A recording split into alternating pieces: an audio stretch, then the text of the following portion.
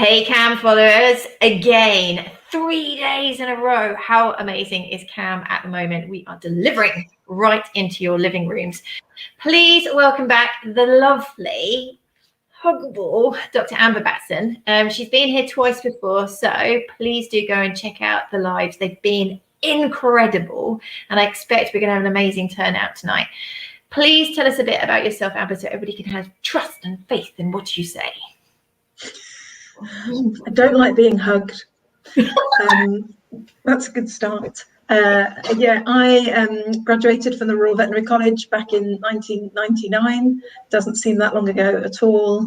Basically worked in clinical practice pretty much ever since. Really, I'm a horse vet. I just like to pretend that I know stuff about dogs, but I've done a mixture of horses, dogs and cats throughout my 20 odd years of vetting.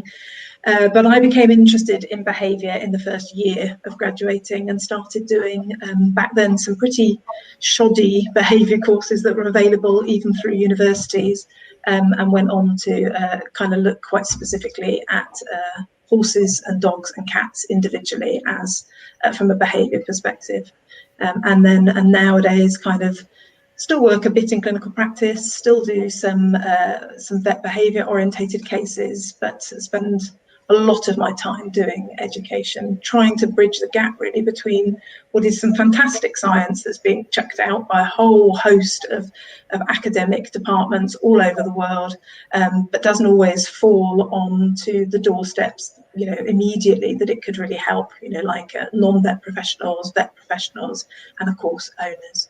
So, that's what I spend a lot of my time doing now is trying to bridge that gap and try and take that new science information and work out what we can practically do with it to help us live happier lives with our dogs.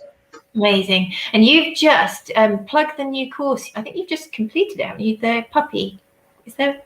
Oh, yeah. We have I started a puppy course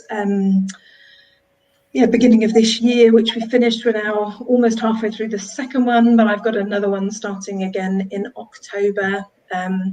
I'll post a new link to it on my Facebook page, which I'll mention later perhaps. But it's being hosted by a company called Nosy Barker, who are fantastic hosts based in the UK. So it's an online course, and it's for owners, breeders, vets, non-vet professionals.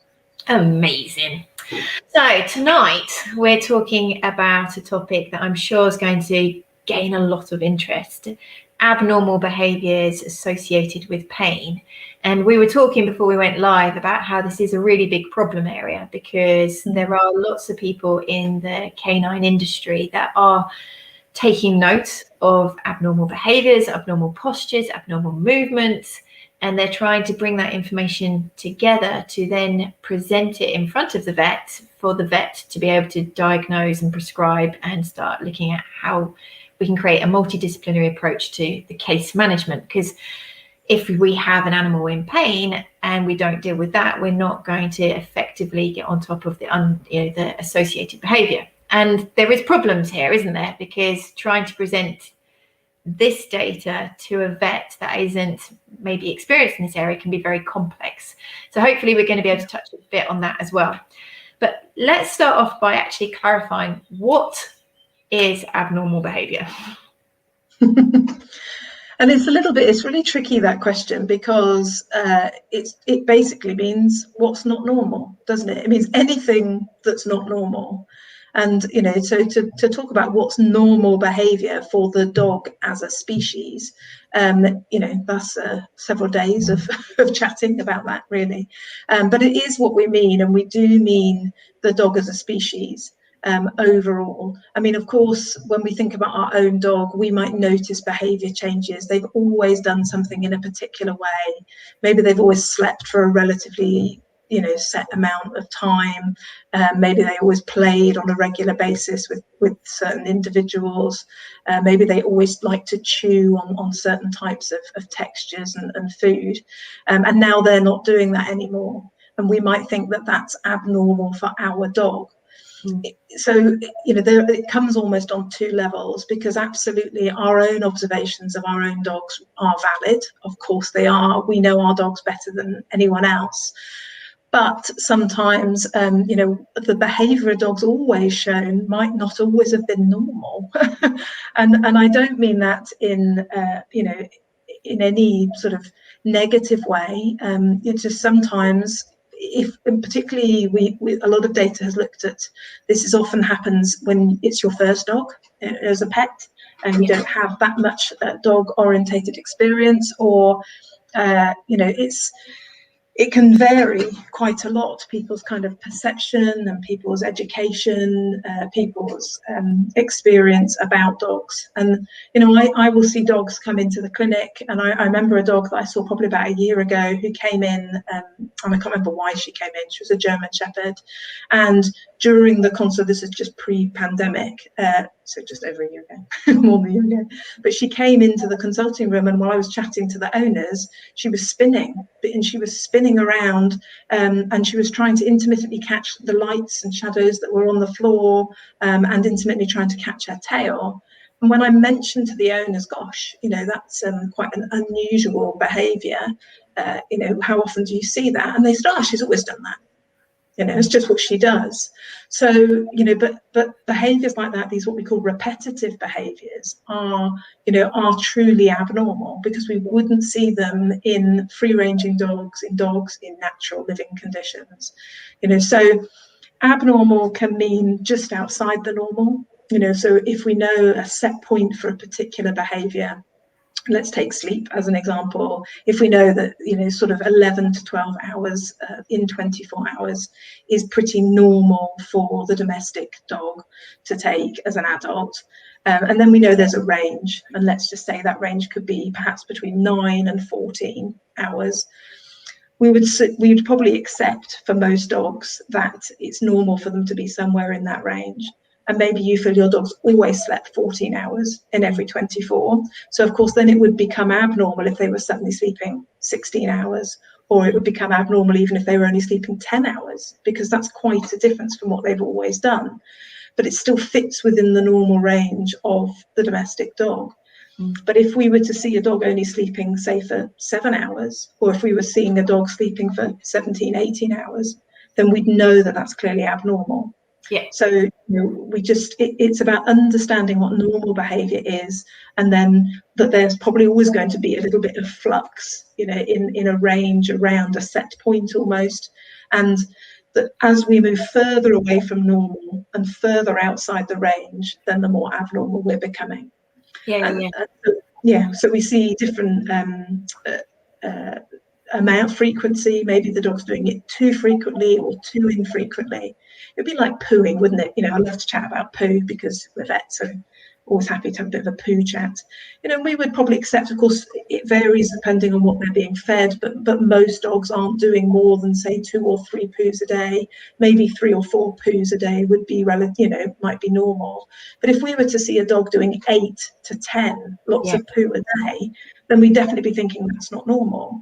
And equally, if a dog was going 2 or 3 days in a row without doing any feces, we'd know that that was abnormal. Yeah, so the 2 layers. And I think that's really fantastic, immediate take-home message, is that there's not a defined group. There is, as you say, like the local individual animal. So a good example for me is Luna sleeps on my bed, and she is up and ready to go in the morning. As soon as I wake up, she's there. Let's go. But I know it's strange if she's still asleep, kind of going, no, not getting up today. And I think, oh, what happened yesterday? Why is that happening? So you've got the very local dog, but then you've got, as you say, the other end of the spectrum where they really are quite abnormal for the species. And just but in there, I can remember being at the AVA Congress, which was a game-changing moment in my career, hanging out with the anaesthetists in Manchester. They're such cool people.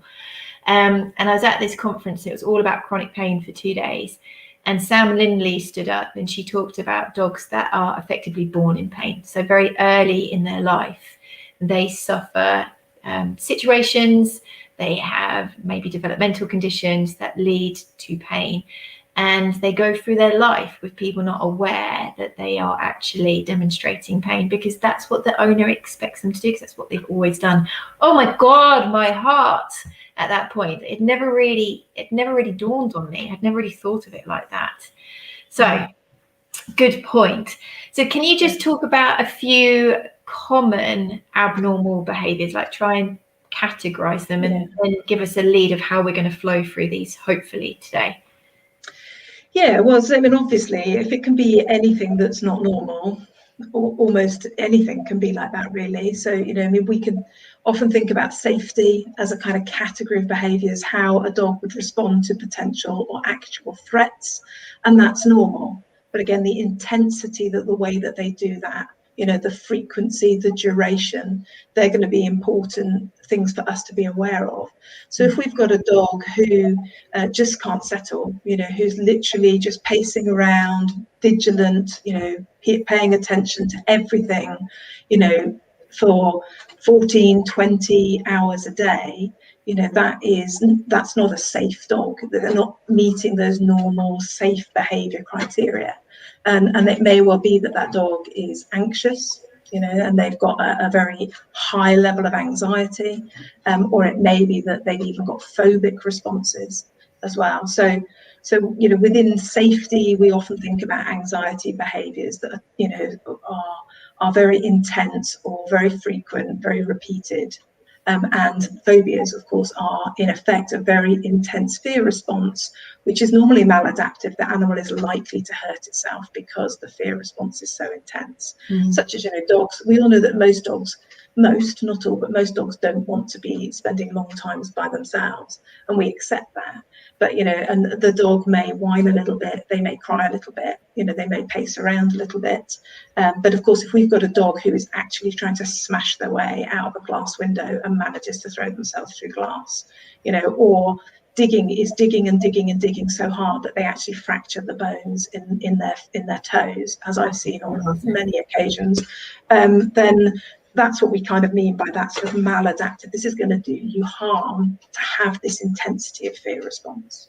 So, you know, we have those sort of fear-based abnormal behaviours.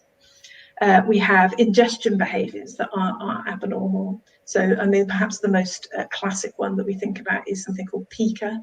Pica being, you know, the eating of totally abnormal, inedible, potentially non-nutritive things. So, of course, as vets, you know, we might be seeing dogs who are swallowing tennis balls, dogs who are swallowing stones. You know, they're constantly picking up stones in the garden and swallowing them.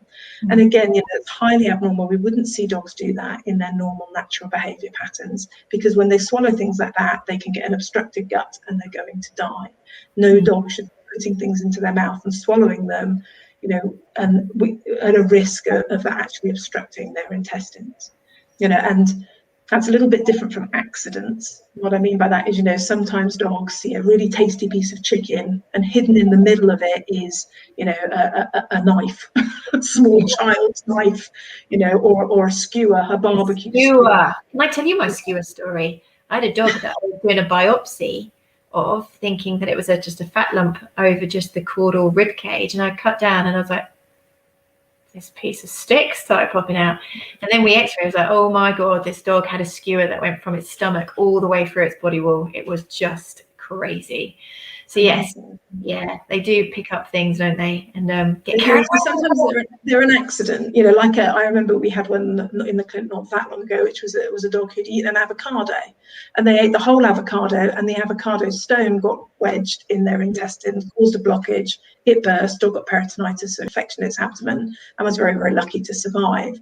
You know, but that's just an accident. Whereas pica is kind of repeated. Intention of eating non-nutritive things. The dog's going out looking for gravel. They're going out looking for toys to shred up and swallow, or pieces of bedding.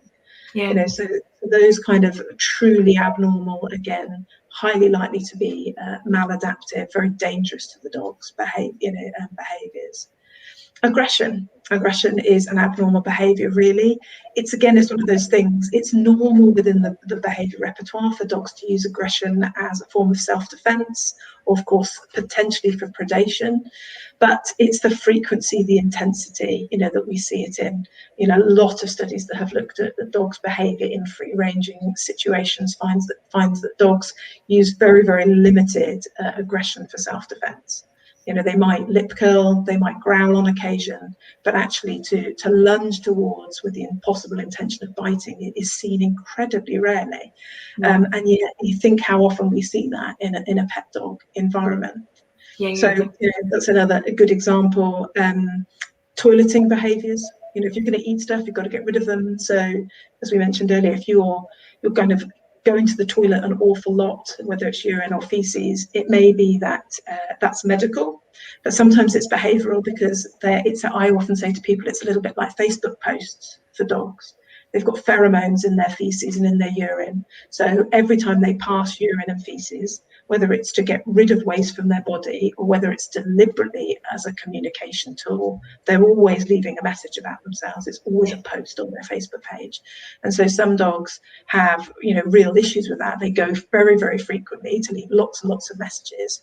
And some dogs hang on to it and hide it away, you know, because they don't want to leave a message. And those extremes, again, of course, can be abnormal.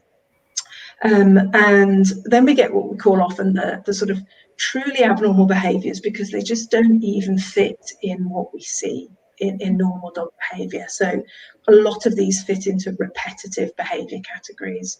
So dogs who are perhaps trying to catch flies that aren't there, imaginary fly catching, or dogs that are tail chasing. And it's not just a puppy spinning around once to go, oh, look at my funny tail, I'm going to spin around.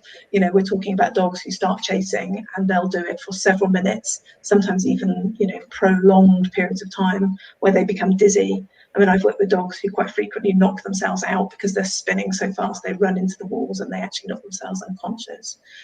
Whoa! That kind of behaviour. Yeah, that's not. What about dogs that chase wheels? And because because I'm not a behaviourist, you sit there going, when is something just a positively rewarded experience for them, they've got such a buzz out of it, that's reinforced it, and I like that, I'm going to do that again. And border collies are terrible for chasing car wheels and bicycles and things like that. How can you, is there a way to distinguish? Well, again, that's still abnormal, you know, because dogs chase inanimate, non-predatory, you know, items or individuals, and that's an item, isn't it? If we're talking about a bicycle or skateboard wheels or whatever. So then we talk about normal behaviours being done out of context, right? You know, so it's the same with digging, as an example. You know, we may see dogs that, you know, digging's a normal behaviour. I dig the soil because I've buried something underneath it. I dig the soil to find water or something tasty someone else has buried, maybe some poo, you know, and I can dig through snow to find something underneath. So digging can be a normal behaviour, but if you start digging on concrete, you know, and you're trying to dig through patio stones, you know, then it's a normal behaviour, but it's out of context. And, you know, when we see dogs like border collies or other breeds, even crossbreeds, of course, who are chasing after, you know, car wheels, you know, then it's a normal behaviour potentially, but it's being done out of context. Yeah. One of the reasons why I say it's out, you know, it's potentially out of context, is the fact as well that we think also, as I said earlier, about the intensity, the frequency, the duration. Dogs have evolved to be predators, but now they are scavengers, you know, and they really use scavenging to find their food, not predation. They tend to fall back on predation when scavenging's not available. They're just a bit lazy, really, aren't they? So, you know, when we see predation in free-ranging dogs, it's not something we see that commonly. It's something we typically see when there's not enough other food source available for them, and they'll conserve their energy very well. You know, they're not like cheetahs, they're not like lions. You know, they'll have quite a prolonged assessment phase, then a bit of a stalk phase, and then a short sprint. They're not going to spend ages doing it. So when we see dogs who are, what's that moving over there, chase it, what's that moving over there, chase it, even the frequency and the intensity of that, even if it wasn't an animal object, it's not really that normal for dogs as a species. You know, so it's putting all that package together, isn't it? But absolutely being out of context, you know, as a behaviour, taking another good example of out of context is, we're British, we don't like talking about it, but mounting and thrusting. Mounting and thrusting Mounting and behaviours. Mounting and thrusting behaviours. You know, and we see this quite a lot. You know, we see dogs, and it can be females, it's not just men, you know, it's not just male dogs, who will climb on the sofa. I worked with a dog a few years ago who was mounting and thrusting against the sofa so hard that they had gone through, I think, 3 sofas in just under 6 months because of the damage he was doing to the sofa. Let alone, you can imagine how sore he himself may have become at times as well. And, you know, so when we're seeing dogs mounting on our legs or on cushions or on toys, that's a normal behaviour, mounting and thrusting, but in that situation, it's totally out of context. Yeah. So, yeah, we would describe that as abnormal. So what about when people reinforce it? Because you just reminded me of a friend who had a dog that used to drag the dog bed out into the garden and hump away at the dog bed, and everybody would almost be giggling and laughing and in a way positively reinforcing that behaviour. Is there a massive overlap with that? We're not saying that all of these abnormal behaviours are solely pain related. You know, they can come about because of other reasons. Exactly, and that's the big thing, and actually the real take-home point whenever we're thinking about behaviour actually is what motivates the behaviour. Reinforcement is a luxury, it's icing on the cake, you know, it's not necessary, it's not the motivating factor. So when we think about behaviours, that's our very first step, is always to stop and go, what's motivating the behaviour? Because something will have created that behaviour before they received reinforcement. Yeah. Reinforcement might then potentially increase the likelihood of them offering that behaviour again. But actually, in the majority of cases, it tends to be that the motivation, the driving force which comes from inside brain and body is what creates the dog to want to keep offering the behaviour. You know, when we look at a dog and we laugh, you know, or we go, oh, that's really funny, you know, or we go, oh, well done, it probably isn't that much of a positive reinforcement for them, because the reinforcement came from acting out the behaviour itself, what we call intrinsic reinforcement. Yes. You know, they enjoyed the behaviour itself, not the social benefit of somebody going, oh, that was well done.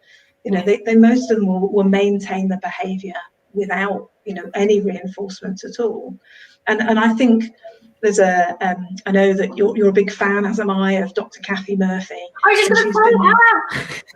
She's been running this series alongside some others called Beyond the Operant, which you'll find on her page, Barking Brains, and on YouTube. And you can, you know, that's been an excellent series for really kind of trying to delve into this concept that we've got too long coming this Sunday to continue the conversation on. Okay, fantastic. Yeah, brilliant. Absolutely, it's brilliant, isn't it? I'll put a link, guys. It's just lovely to listen to people very humbly talking and sharing their knowledge and discussing. It was fantastic. Yeah, because we spent too long really focused on reinforcement. You know, that we're doing this by adding in something nice, positive reinforcement, or relieving some discomfort, we call negative reinforcement, and that's really what's motivating the animal to keep offering the behaviour. But it isn't. Behaviours come from inside the brain and the body, so they're driven in the first place.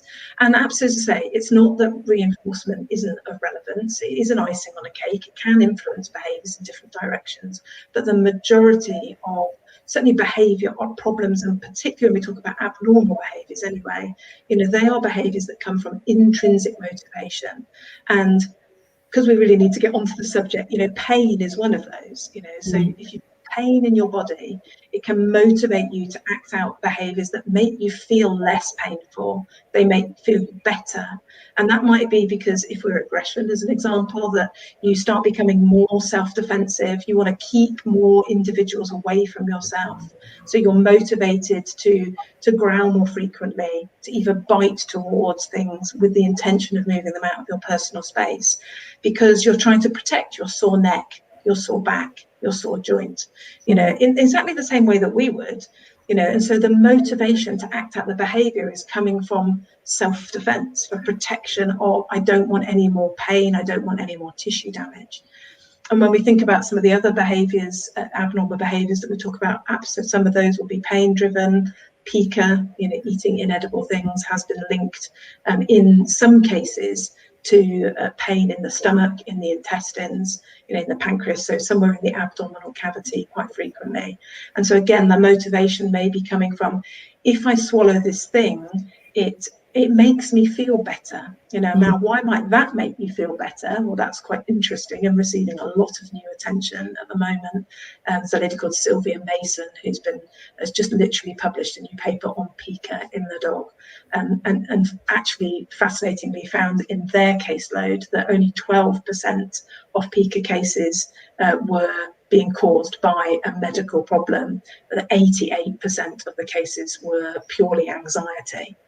Oh, so, wow. when we're talking about some of these things, that pain can be a contributing factor, we definitely need to rule it out. We can't ignore those 12%. If we don't treat them for their underlying medical problem, we're not going to resolve the problem. But in her particular caseload, in that particular paper, 88% of them weren't medical, they were anxiety. But then we're going to get into a whole chicken and egg situation, because what drives anxiety? Anxiety can be driven by imbalances in the body, in particular in those bugs that live in the gut, what we call the microbiome. And we've got some fantastic research. It's only little bits at the moment, but we had a paper in 2019 by someone called Kirchhoff, who looked at aggression in dogs in shelters and found that the dogs who offered aggressive behaviours had a different population of bugs in their gut compared to the dogs who didn't offer aggression. And then we had Mondo the following year, so last year, 2020, looking at how phobic responses, we're talking about those intense fear responses, again, those dogs had a different set, not total set, but kind of a different overall ratio and population of gut bugs compared to non-phobic dogs. And they also looked at aggression as well. So we know in people that if you change the microbiome, the bugs in the gut, then it can have a significant impact on behaviour. And certainly a lot of gut-related disease, like Crohn's disease in people, is associated with increased anxiety. Yeah. So when we think about Sylvia Mason's work, which is brilliant, where we're saying 88% of dogs who are swallowing these inedible things are anxious rather than sick, well, then there becomes this kind of grey area about, well, what's sick? Because if they're anxious, are we sure that it's not an imbalance in their gut bugs that's causing that anxiety in the first place? Just because they're not vomiting or they haven't got diarrhea doesn't mean to say that they're imbalanced. So it's being out of balance that perhaps becomes, a bigger issue. So already I can see on the feed, people are starting to say prebiotics, probiotics, fresh foods, etc. And we talked about this before we went live, because we knew that this was going to happen. It's, we actually haven't got any baseline data. What is a normal gut microbiome to refer people to strive towards, have we? So no, well, just to clarify that, what we have a whole host of papers and a really good review if anyone wants to look at it. It's a little bit technical, but it's nice, really nice review is by Pilla, P-I-L-L-A, Pilla and colleagues from this year, 2021, done a really nice review of kind of the dog microbiome. And so lots and lots of references in there about all the studies related to diet, etc. So that's a good place to go, because we can't really we want to talk about pain, so we don't want to spend too long going into all of that. But we have got a whole number of studies that have looked at the microbiome of the pet dog. But the majority of those studies have been carried out with dogs on dry diets. And there was one study that was done, just as an example, where they looked at 4 different dry diets. One was a high fibre, low fat weight loss diet. One was a diet that was designed specifically for kidney disease. One was a diet for an allergic diet, so one of those very, sort of almost hypoallergic, allergenic diets. Anyway, and when they compared these 4 different dry diets, they found really quite distinct different microbiomes in the dog. And the majority of studies that we've got have looked at dry commercial diets and then gone, okay, these are the bugs that we're finding in the gut. And the difficulty is, well, but that's what we feed dogs, and if that's what we feed the pet dog, that still doesn't make it normal, you know. Yeah. So when we think, so there have been studies that have been done, 1 or 2 studies that have been done on raw fed diets, but again, you know, actually interesting, one of the bigger ones that was done, they weren't all raw fed. Some of the owners were mixing in occasionally cooked food from cans, you know, and so it all kind of gets a little bit, you know, is that really what the dog evolved to have in their gut? And is that how they would have evolved to find balance between their microbiome and their brain? Because what's happening with these bugs in the gut is the bugs in our gut produce all sorts of things. I mean, they help break down our food. That's one of the reasons why they're there. And that's kind of what we thought of them as doing for a long, long time. Yeah. But they make vitamins.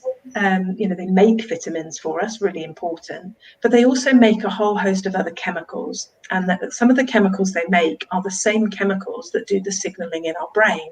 So things like serotonin. Serotonin, kind of one of our really feel-good sort of pleasure, happiness chemicals, is often how it's described. And 90% of serotonin is in our gut. Now, that serotonin that's produced by those bugs cannot get into the bloodstream and get into our brain. So you're either gut serotonin or your brain serotonin. Right. But there's a communication that's going on between the bugs that are producing that serotonin and how they're producing it, and what actually then gets filtered into the brain. So, you know, there is a two-way telephone conversation in effect between our guts and the brain. And it's really important because, you know, what dogs evolve to do and how they evolve to behave, you know, and how they find the balance in their lives, in their health and their behaviour, is very, very much going to be affected by those gut bugs. And at the moment where we are is that we don't really know exactly what bugs there probably should be and what percentages, because the majority of studies that we've got have looked at dry commercial diets, and maybe that's not actually quite the right balance. That's the point. So it's a huge emerging subject at the moment, both in humans, in horses and in dogs and in other species.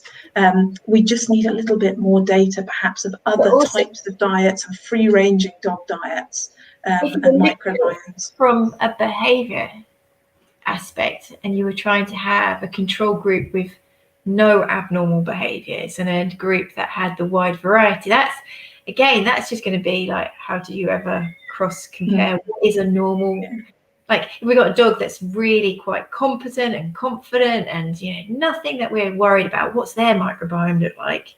And could you ever repeat that dog 1,000 times to get the amount in the study that you'd need to the data that we need? Difference. Yeah, exactly. And one of the big problems we've got is that stress really affects the microbiome. You know, so, you know, stress comes in, persistent stress anyway, you know, long-term ongoing stress comes in and actually weakens the junction between gut cells. And when you weaken the junction between gut cells, the bacteria that are in the middle of the gut sneak their way in between cells, and that triggers an inflammatory response. And that inflammatory response has been shown to further switch on the stress chemical response. So stress creates more stress, and that stress, by increasing that inflammatory response, changes the bugs, you know, the population of bugs that are in there. So when we start thinking about abnormal behaviours, there is no doubt that a lot of abnormal behaviours may have at their sort of root, their motivation, a dysbiosis, an imbalance of the bacteria in the gut. Now, by the way, there is more than bacteria in the gut. There are these viruses. No one wants to say that word anymore. Viruses, fungi. Okay, yeah. But it's the bugs, it is bacteria that seem to make up the majority of the gut community. So we're not just talking about bacteria. We're just finishing the questions that are there, because don't take offense, guys, that are making commentaries. You know, this is definitely not me going, oh, I'm just going to try and pick on people and go, that's not true, that's not true.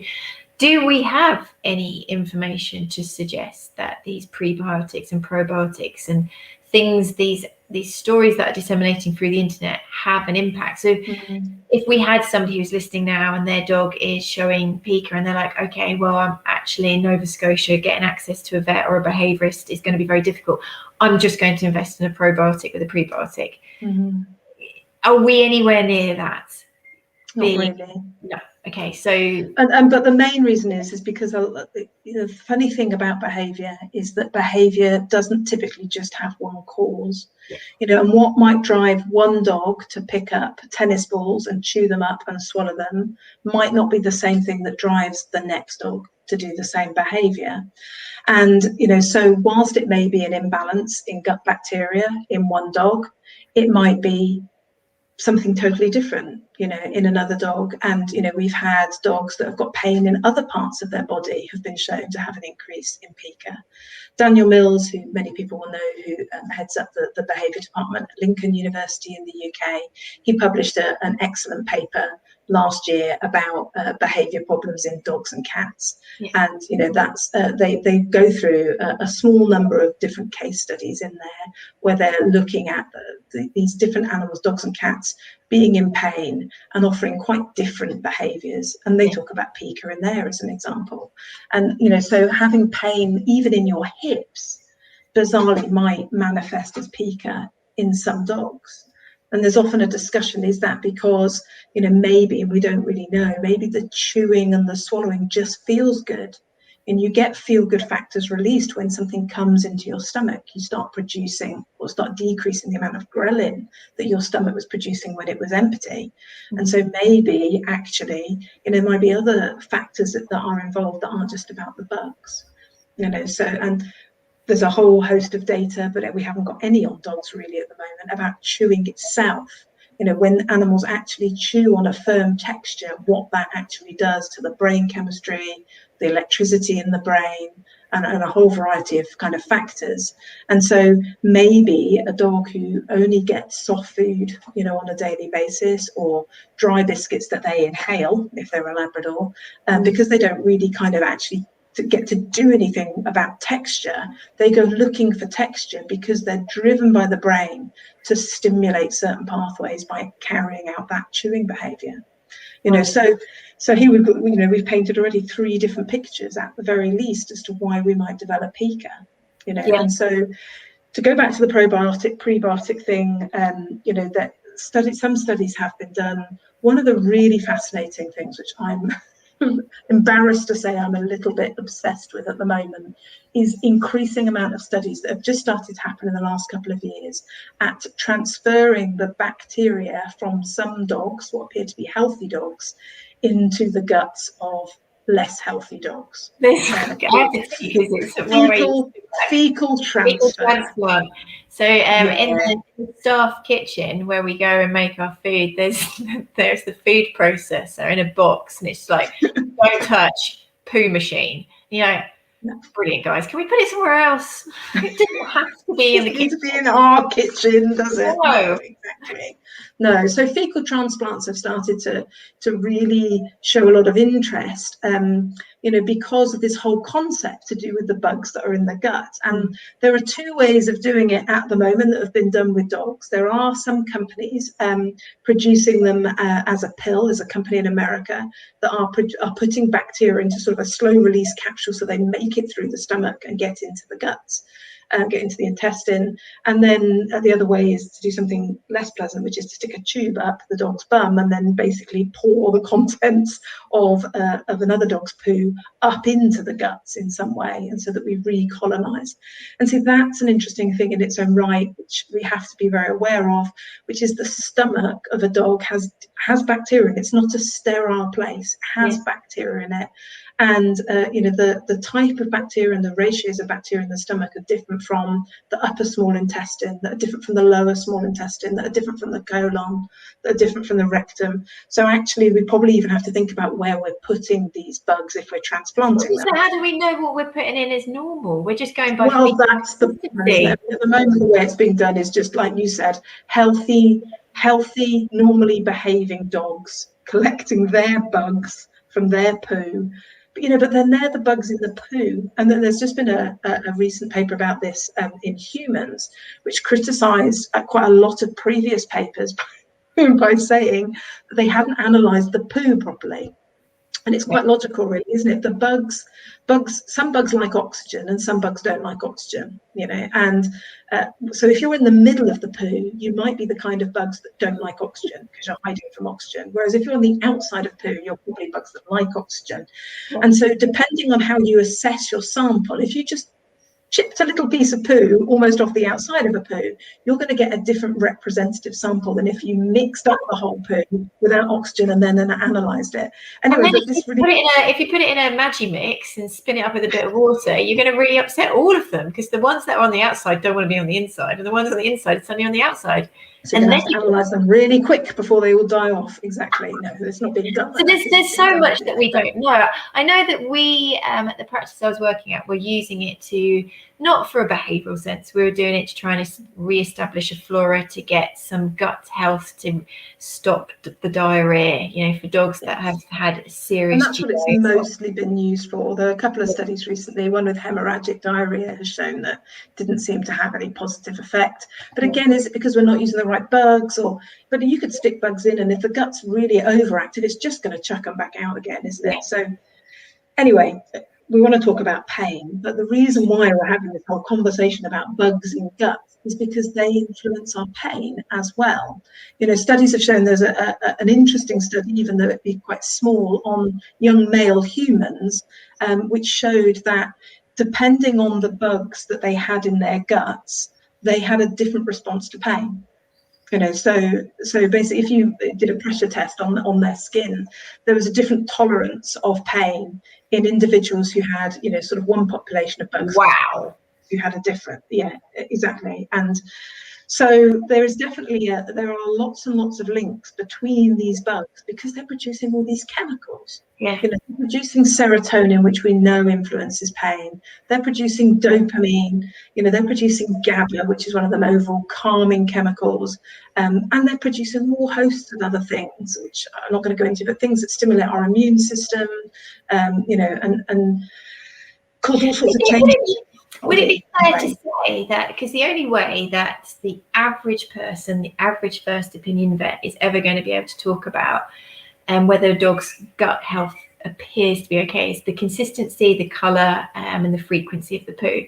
Yeah. So are we still in the position where, like, I know Luna goes maybe once or twice a day. It's generally a pretty good sausage, and it's easy to pick up, it's a nice colour, it's not too stenchy, and I'm kind of okay with that. Happy with that. There's no way that, I guess what I'm trying to say is, if somebody has got a dog that is showing a behavioural problem, an abnormal behaviour, but the poo is normal, can they put the microbiome to bed and concentrate their energies and finances elsewhere? Is that fair to say? No. Probably not, but I think we have to put it in brackets and put it to a side, because we don't know enough yet. Yeah. I have to admit, though, as a vet and a behaviourist for over 20 years, I would say the majority of dogs don't have that kind of poo, though. Right. When I speak to clients, particularly my behaviour cases, it's very, very common for the dogs who come to see me with abnormal behaviours, or which might include aggression, that they are doing abnormal poos. Like you said, it's easy to pick up. It's not too stenchy. All those things, and it's frequent in terms of being once or say twice a day. Actually, the majority of clients say to me, no, that's not my dog's poo. My dog's poo is, they actually go 3 or 4 times when we're out on the walk, and the second and third ones are actually quite difficult to pick up. Yeah. And actually, some days it's like that, some days it's not like that, but at least once a week it's actually quite hard to pick up with a poo bag. So obviously, if we're seeing abnormalities with gut health in terms of poo, then we definitely have to have more questions about it. Don't think we can fully put it to bed just because the poo looks normal, but we need more data on that. We need more data. And as you say, I know how I felt with managing the multimodal approach to chronic pain management in Holly 2 years ago. If I'd met you and you started talking to me about the gut and adding a whole nother angle, I'd explode. There would have been stone unturned. You're dealing with the sleeping, you're dealing with the bedding, you're dealing with the transport, you're dealing with the drugs, you're dealing with the nutraceuticals, you're dealing with the wow. So please, guys, don't get yourselves losing sleep over this, because I know when you love your dog, the vulnerability will make you start going down every single avenue. Okay, so let's try and get back. There's going to be a few conversations about poo that we come to, but we're already at 45 minutes. So I think something that we should tackle, which is important for me because I feel it's filtering into the first opinion vets, and this is what Cam tries to do, is trying to bridge lots of experts, get this information into mainstream, but also make sure that it connects with that person's first opinion vet. So when that person goes to the first opinion vet, the vet doesn't go, "What are you talking about?" But an area that's definitely getting more attention is the phobias, isn't it? And I would say that it's the majority of vets would prick up their ears now if they heard that a dog had developed, say, a noise phobia. And I would like to think that they would beginning to connect that with pain. So can we just spend a bit of time there? Yeah, absolutely. Yeah. So aside from the fact that Mondo linked phobias with perhaps gut dysbiosis, putting that to one side, well, because we've mentioned that bit already, but it's a possibility. But I think one of the things we've got to remember is that, you know, pain can be in the musculoskeletal system, which is what Cam spends a lot of time considering, and pain can be in a whole host of other places in the body. And one of the things that we can't ignore is gastrointestinal pain, because a lot of abnormal behaviours have been linked to gastrointestinal pain. You know, back in the sort of around 2012 to 2014 in particular, we had a number of studies come out where dogs were excessively licking things, licking the floor, licking the furniture, licking themselves, and finding that the majority of those dogs with excessive licking actually had gastrointestinal pain. You know, and similarly with, I mentioned fly catching earlier, this imaginary, I'm trying to catch flies that don't exist. That can be caused by potentially non-painful condition like partial seizures, you know, but also, again, in that era was linked with dogs that had gastritis, inflammatory bowel disease, those sorts of things. Yeah. So abnormal behaviours definitely can have, you know, real links in gastrointestinal health that aren't just perhaps about balances of bugs, but are about pain as well. Yeah. But yeah, phobias are also, you know, have been linked. Lopez Fagundes in 2019, in association with Daniel Mills' team, did find, you know, and write this paper about musculoskeletal pain being associated with increased noise sensitivity. You know, yeah. And absolutely, I think, you know, the kind of proposed mechanism, one of them is the idea that if you're in pain somewhere in your body, I think we can all understand this. If you've got neck pain, back pain, joint pain, and you startle at a noise, it hurts. Yes. And so actually, because of course what the brain tries to do, it tries to go, well, what can I do then to not experience that? So it will look for predictors, quieter predictors, less scary things in the environment, and go, I need to react to those. I need to move away from them. I need to move them away from me, maybe by barking loudly, etc. I need to get that thing out of my environment before I startle, so I don't experience that pain. Yeah. You know, and so, you know, this kind of intense startle response that seems out of proportion. The dog ends up screeching when they hear a noise, or perhaps, you know, the dog who is hearing much quieter noises now, but reacting to them in quite a bizarre way. That absolutely can be because of musculoskeletal pain. You know, we don't know that it can't be because of visceral pain, you know, as well, internal pain. Because if you jump, you know, then, and you've got a particularly sore pancreas or bladder, then those things hurt too. But certainly musculoskeletal pain, you know, seems a very logical one to have, doesn't it, really? Yeah. And I think the paper really describes noise phobias that are developing later in life as well, like middle age upwards. Yeah, well, it's 4 years onwards, actually. I was reading it today as part of something I'm preparing about noise phobias. And yeah, I think that's quite interesting, because we often think about, we could make an assumption that a lot of dogs develop noise phobias perhaps because they weren't introduced to noises when they were puppies. Yeah. But actually, the majority of dogs that go on to develop noise phobias, like fireworks phobias, thunderstorm phobias, gunshot issues, those sorts of noises, those intense loud bangs. Yeah, they seem to kind of occur from at least 3 or 4 years onwards. That's not that we don't puppies with responses to those things, but the majority of dogs who develop noise phobias, they're coming on sort of early middle age, perhaps we could call it. You know, it's classic Holly. And you know, you look back, and I beat myself up massively because she definitely started showing her phobias probably about 3 or 4 years old, and it was, yeah, it just got progressively worse. But didn't know this then. You just didn't know it. Well, that absolutely, you know, I mean, I've had all manner of experiences with horses and dogs, and I used to have a little dog which I took on from a rescue centre. He'd been in a rescue centre for 5 years. I took him on because he had severe aggression problems, and he used to do imaginary fly catching. Yeah. You know, and I didn't know then that that could have been gastrointestinal pain. You know, I had a thought that it could have been seizure related, but it didn't appear to be.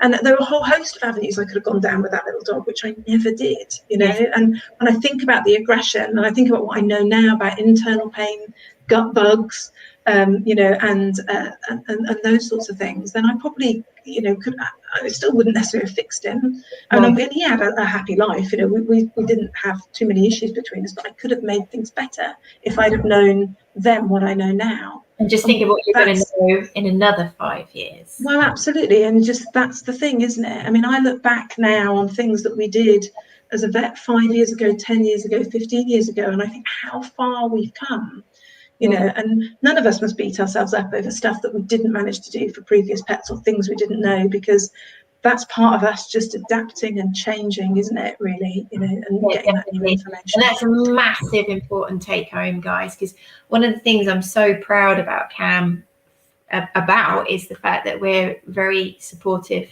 and empathetic to the people that choose to follow us. Do not go and start beating yourselves up, because we're all learning. I learn every day. What I'd like to tackle before we go to some questions is the next step. So we've got people now that might be a dog owner going, oh, that's just hit a nerve. I've seen that. I've seen this. I've had a number of people saying that at the side. Or we might have a dog trainer who's just suddenly recounted there's 3 dogs on their books, or a behaviourist that goes, oh, I need to go back to that case.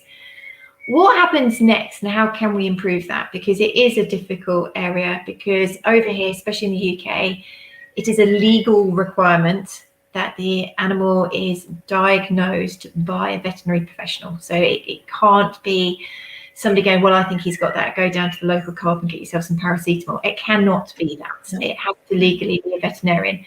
And they're the only people that can prescribe the medication. So we need to be bridging this new understanding, this new observation, this new knowledge, and taking it to the vet in the best way that we can go down the right road. It might not be always the right road. My branch is, how can we make that happen?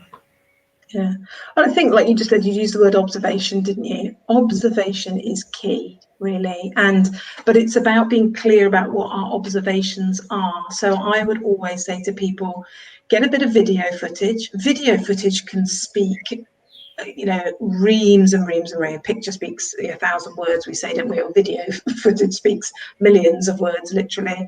But the time that a dog walks into a veterinary clinic, you know, studies have shown that at least 75–80% of dogs are really scared coming to the vets.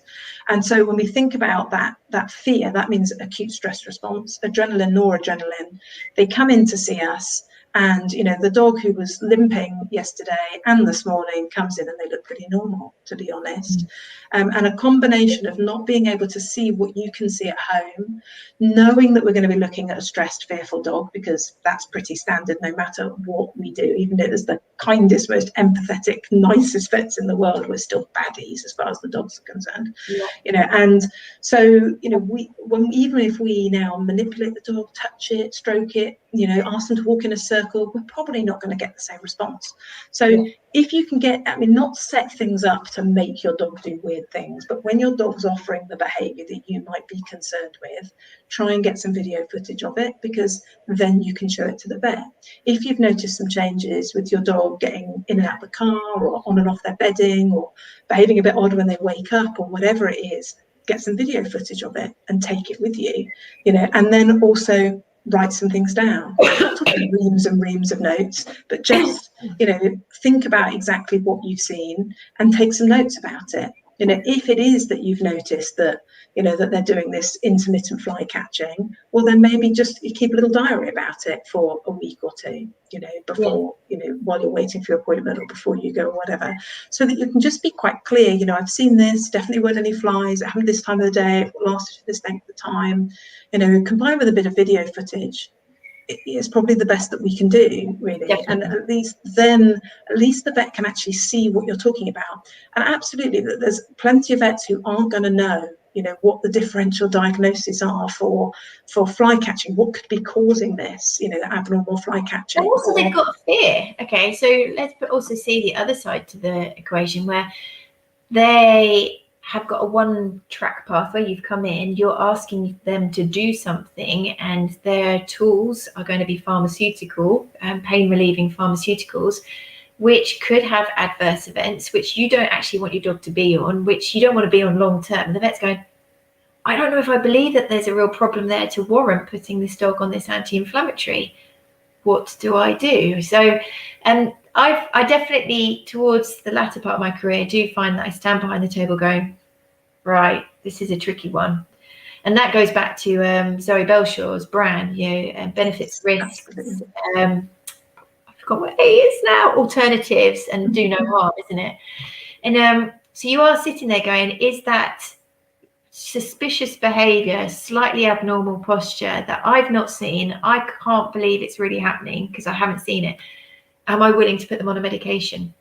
We all have to improve our communication and be receptive to each other's opinion, I think, to make this situation improve. So if you were that vet, so you're not a behaviourist now, you're a vet, you're in companion care in Birmingham at the moment, and you're at the end of the day, and somebody comes in and they've got a video of their dog in the corner of a room behind the sofa going, and they said, actually, it's just because the dustbin truck's gone past and this has got really worse in the last 6 months. What am I going to do? As a first opinion vet, what would you be thinking to do? So people can be prepped for when this happens, when they go to their vets. What sort of things would be coming across? I think, I like to say, end of the day, I mean, we've had a busy day, we're tired, we're looking at video footage that we think, is that medical? Is that just behavioural? And that's a real difficulty. And of course, that's why we have specialists that are vets and behaviourists, veterinary behaviourists, to try and bridge that gap from time to time. I think because a lot of vets are probably going to look at something like that or hear a story like that and go, well, have you spoken to a trainer? Have you spoken to a behaviourist? And actually there's nothing wrong with that. That would be a good start, because maybe it is just a one-off, or like it's just because they've learned to be fearful of that particular stimulus, the dustbin truck, because they're scared of men, or and they had a negative encounter. There could be a whole host of reasons, and actually I wouldn't be offended by that. I would think, vets ask them to come back to me. That means we just need to collect some more information. We need to build a bigger picture here, so we can describe things a little bit more detail. It's very difficult for an awful lot of vets in practice, 10-minute consult, 15-minute consult, even 20-minute consults. When I do a veterinary behaviour consultation, I am always going to spend at least an hour and a half with those clients. Yeah. So one of the things I'm very clear about with the vet is that, because I've had the luxury of spending a much longer period of time with them, I'm able to let you know that their eating habits are a little bit abnormal. And actually the client didn't realise they were abnormal until we have a really long chat about it. Yeah. So sometimes going back to a behaviourist, clinical behaviourist, veterinary behaviourist, might be a really good starting point to try and build a bigger picture that allows the vet to have more information. But of course, if then we are suspicious that pain could be part of this, well then, examining the dog might be helpful. But of course, so many dogs freeze, or so many dogs growl and yelp just for being touched in the vets, because their brain's making an assumption they're going to get a needle. So they're using extreme self-defense behaviours already. There are a lot of dogs that we put our hands on, even gentle on the floor, giving them the options of moving away, and they're still trembling, they're still growling, because of previous learnt experiences. And that might just be of being touched in different ways, of unfamiliar people being in proximity, all specific to the vet. And So it's really, really difficult for vets to actually be able to work out, you know, was there pain in that dog when I did that, or was that just because the dog was being self-defensive? You know, and that may be then, of course, also, if we can't get any decent information out of that, that might be where a little bit of extra video footage, if you're doing something at home, maybe the behaviourist getting you to do a couple of exercises with the dogs, we can see the dog move or see the dog be touched by different things. Maybe sometimes even considering doing a home visit, perhaps, so we don't have the same levels of fear, even seeing them out in the car park compared to, you know, in the practice. Of course, COVID has kind of changed our perception a little bit on that, you know, and it's difficult sometimes to do everything out in a car park, but sometimes it's just touching maybe that they'd be better with that than they are in the practice. So there are a whole host of things that between us as the owner and us as the vet, we can do to fill in those missing pieces of the puzzle, really. And you know, sometimes we're still not really sure, but we have seen it. We've seen it consistently. It's been diarised. We've seen some video footage. Then we might consider a pain medicine trial, you know, to see how that impacts on their behaviour. But it's very difficult. I often say to people, you know, it's a little, if you've got a stone in your shoe, you can take ibuprofen and paracetamol. Will it get rid of the pain from the stone? The only thing that's going to get rid of that is taking the stone out of the shoe. You know, so just because we don't get a response to a pain trial doesn't mean to say that there isn't pain in the body. Yes. Yeah, and I think isn't it, really? The more you know, the more confusing it gets, because I often think that I've got one shot with that owner, potentially, unless the communication is awesome, and you've managed to persuade them that there is a potential pain component to the behaviour, the posture, the capability and gait change, and you're sitting there going, come on, medication, come on. And if it's for example more neuropathic and your non-steroidal is not going to hit that, you're like, I'm missing that chance. It is a very, very complicated area, and it completely revolves around excellent communication, doesn't it? Communication, absolutely. You know, I'm often saying up front, you know, and it must be so frustrating to so many people to hear, you know, we'll do this, but there's always that but. If you know, we'll try this, but it's not the only thing. You know, oranges aren't the only fruit. It may mean that, you know, maybe if this doesn't work, don't think that's the end of the road. You know, and I'm often saying that before we've even done the first trial or tried the first medicine, just to make sure that we've got that thought in our heads up front that this isn't necessarily going to give us the answer. And if this fails, it doesn't mean to say we haven't done something useful. You know, but it is about communication, and that can be very challenging because both ourselves, you know, as professionals and owners, you know, and I'll put my owner hat on, you know, we all have our own communication issues, don't we? And we just got to do the best we can to be honest with one another and you know, keep coming back and say, I know what you're saying, but I'll come back. Yeah, and I think something that I'd really love people to be more cognizant of is offering blame. Stop it. You know, the idea for me being a vet that I've done the best that I can, and in that situation it hasn't panned out as we would like it to. I've got another plan going to come out my sleeve now. But then when people go, well, you got it wrong, you're like, actually, considering the big scheme of the world, there are many permutations and I chose one of them. There's a bit of a blame culture, isn't there? You know, they didn't know, or they got it wrong, or whatever. So anyway, let's step aside from this. Can we do blame into his box? Put blame back in the box. Let's go up and just answer some of these questions. Now, this is the complex one, and I knew it was going to happen. So, thanks, Carol. I knew you were going to do this. So you've got a dog, and we've talked about pain, and we talked about the microbiome, and then we know that an adverse event of a non-steroidal can be upsetting gut. Holy cow. It just makes me feel really, what do you do? Yeah, it's tricky. I mean, certainly flea and worm medicine, I'm going to have to put aside to a degree. I think, you know, any chemical can influence the body. Any chemical can influence the bacteria, the fungi, etc. that are in us. I personally think, and this is purely personal, I think we really, as a living being, as a species on this planet, we ought to rethink how many chemicals we use, you know, and I don't think we need to blanket treat animals perhaps in the same way that sometimes has happened in the past. Maybe we can test, we can wait, we can observe. That there are ways around it, because there's way too many chemicals that are coming out in poo, coming out on the hair of animals that are influencing all the bugs on our planet. And frankly, the planet needs less of that messing about people. But that doesn't mean to say that flea medicines, tick medicines, worm medicines have no place. But I think judicial use is important. Will they influence communication, doesn't it? Because I just standing on a defensive, because I'm a sit on the fence person. I always have been. I know that there's a lot of my clients through the years that a blanket approach would have been the only way to get them to do anything. They needed to know that they were going to flea treat at that frequency, worm at that frequency, and that's the only way that they could work. Adding confusion and variability and testing, they'd go to another vet. So there's always, it's the biopsychosocial, isn't it? You've got to, if you've got an owner that's receptive to that approach, then grab it. But if you know that that's the only way that you're going to get that dog medicated, I think you have to be flexible. Yeah.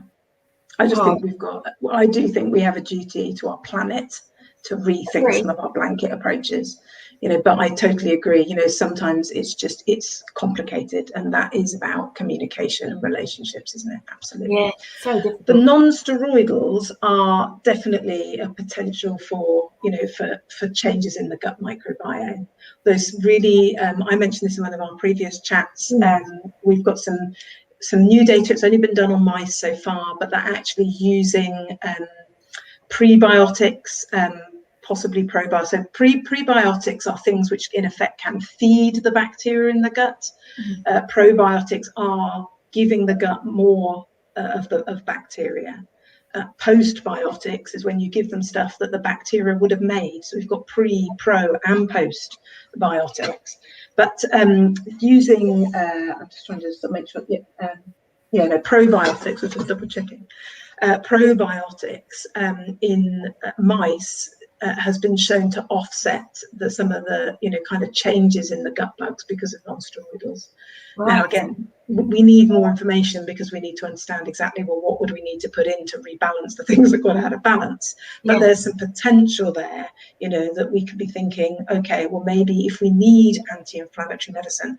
And why do we need it? Well, because pain hurts and it compromises welfare, and because, as we've talked about, Cam talks about all the time, pain creates pain, it causes wind up, it causes, and we didn't quite get to allodynia earlier, but allodynia is, experiencing pain for something that shouldn't be painful.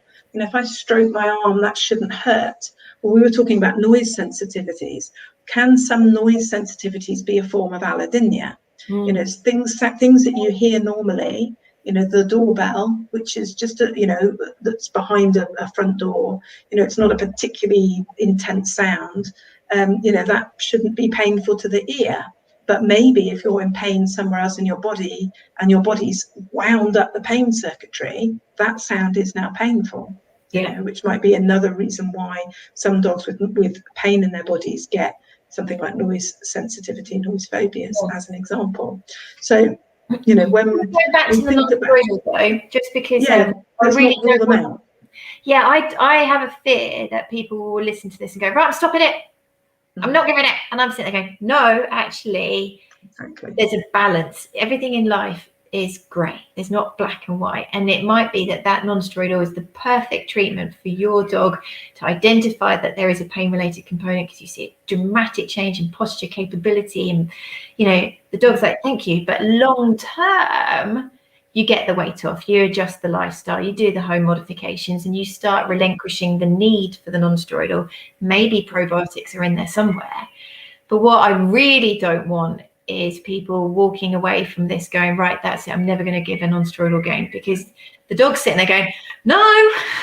Yeah, exactly. They've got their paw up. They're saying, I really hurt right now. I mean, I've got an example. I like to be relatively drug-free for a whole reason, as a human being. and I mean medical drugs, clearly. But I have got an injured elbow at the moment, and I injured it about 7 or 8 weeks ago. When I say I injured it, my dog injured it, and because we were on holiday, and we went somewhere on a walk where they had to be on long lines, and there was a little bit too much enthusiasm from one of my dogs every now and again, like launching herself backwards and forwards over obstacles, not just running. And I've got tennis elbow as a result of that beautiful walk that we had. It was there the following day, and it's been there consistently, and it's actually been getting significantly worse over the last few weeks, to the point that in the evenings I'm in a lot of pain.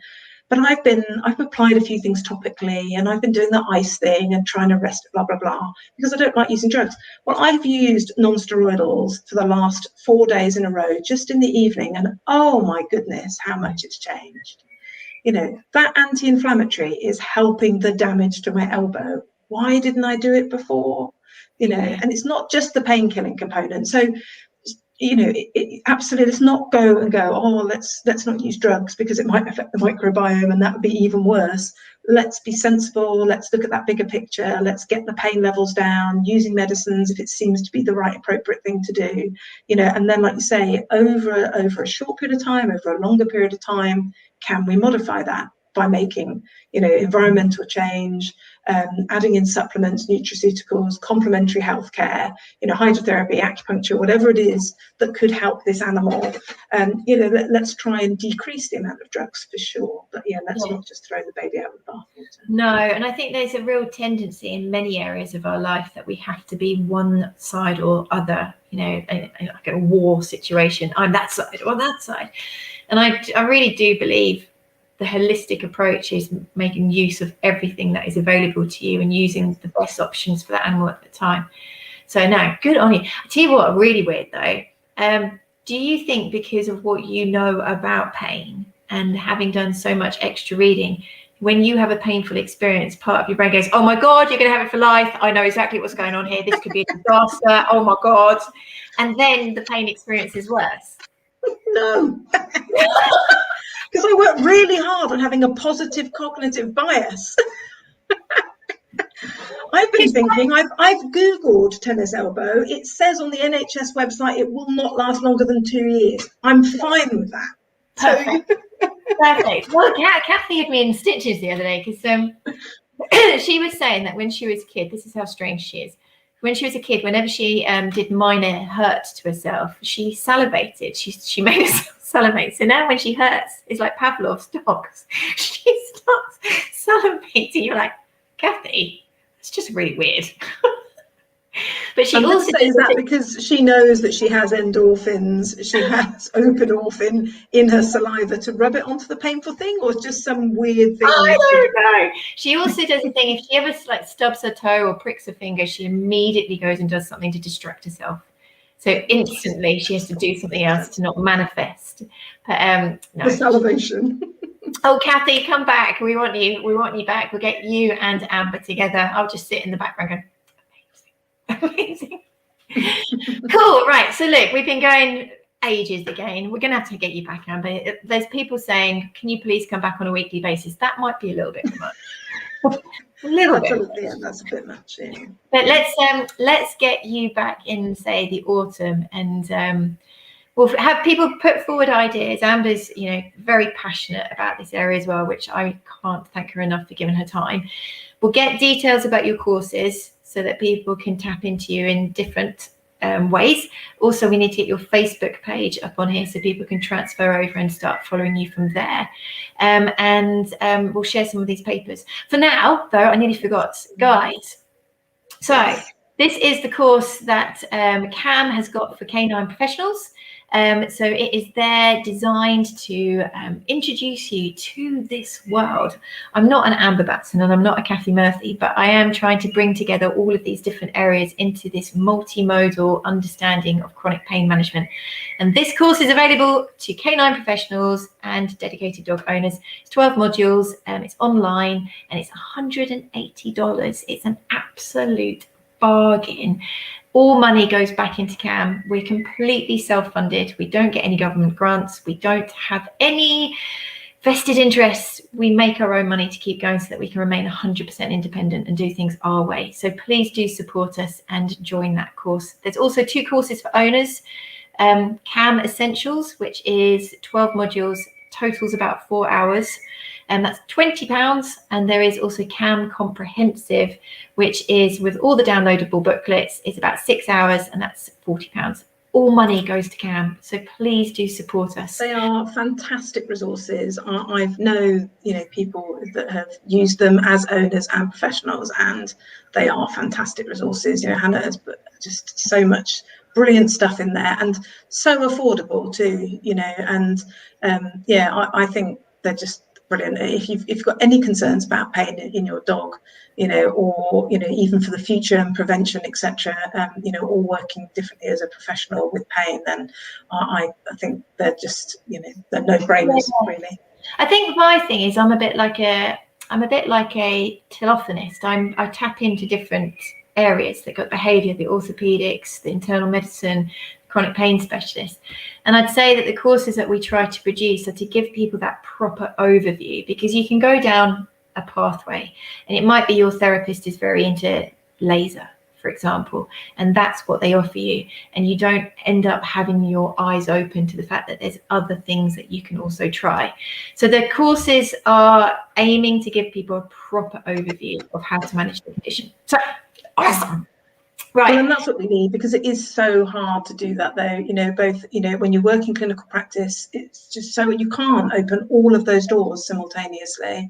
And, as an owner, we need a little bit of time to compute that information, to think, could that work? Could that work? Who's near me? Blah, blah, blah. So that's why that's fantastic. Is why we need people like Hannah as the telephonist, bringing all these bits together and presenting it as a book of options, because it's that is what makes such a difference. That whole body, whole environment, whole dog approach, isn't it? That's what's going to change it, not just one modality. One modality can fail for one animal and work so well for another. And that's why it's so important that we just know that there's lots and lots of things that can be pieced together to be helpful for these animals. And I know I'm boring, but I like the environment. That's my big thing. I just sit there looking at how we expect them to thrive and survive in an environment that we've chosen for ourselves. And those simple changes, the cases that I can tell people about where we've put rugs down and we've blocked the stairs and we've changed the way that we've exercised. We haven't done complex drug management. We haven't added, huge, weekly hydrotherapy. We've just done some really simple changes, and it's been profound. And people often overlook that, seeking these therapies and these interventions. So, yes. Can't wait to see you. Thank you for having me. It's been a pleasure, as always. It's always cool. Right, guys, we'll see you on Sunday for the lovely Andrew Hale, and we're going to be talking about Beyond the Operant on Sunday. So see you then. Take care. Bye.